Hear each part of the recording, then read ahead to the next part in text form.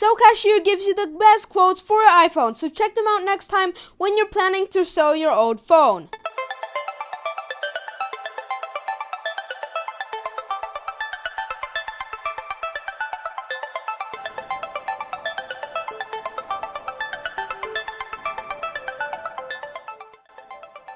Can you please introduce yourself and tell us what inspired you to make this MOC? Yeah, sure. Hi, my name's Ian Bandy. I'm from Washington State, and this is the Siege of Port Arthur from 1904 to 1905. And so what we got going on here is the Japanese final assault on the Russian entrenchment on Hill 203, or Meteor Hill 203, during the final days of the siege. And you got the fort up there with the bunker and the artillery position, and then the main fortress right up there, which you can see in the photo over here. And so got some explosions going on, stuff like that. I see. Because it's a pretty big MOC, I see you've used many different minifigures. Where did you source all of them? So this build is actually sponsored by Brickfair VA. Huge shout out to them. Thank you, Max. And right here you can see like the capes are all 1-in-1. He did a really great print job on them. And then the rest of the figures are kind of CB, mixtures of the Lone Ranger set stuff. And for the Russians, they're also brick fabric capes on those too. And then the rest of those are kind of a mix of TMC, CB, kind of whatever I could find.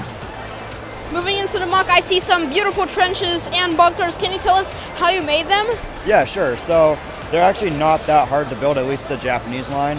They're kind of just sitting there. They're 3 bricks high. And I use a wedge plate to kind of get that very curved look. And for the most part, I just use the grill tile, the reddish-brown grill tile, and it kind of just sets there. There's a few that are like in place, but really other than that, they're just setting there.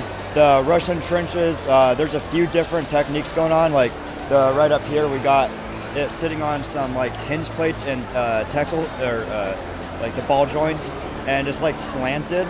So that was really fun to build. That was, I think that's probably one of my favorite parts of it. But and then kind of like we'll go down from like 4 or 5 bricks high down to 4, 3, and then it'll go down to 2 where the crater is. So that was actually really fun to build, and I enjoyed it a lot.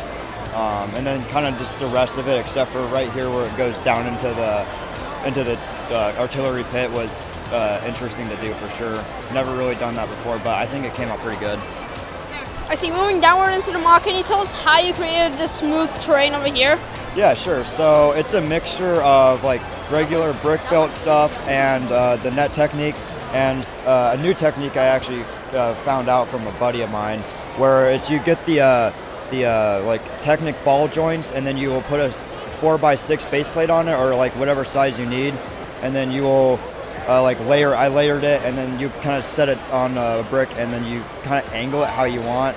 So it's really like technical stuff. I mean, it took a while to like kind of get how I want it, and there's some areas that are like open where I just really couldn't get it all covered, but it's fine. And then for the net technique, that was not, I wanted to do more nets, but I only got like 7 on here, and they look good. I mean, I kind of layered it pretty good into it, but that's really much how I did it.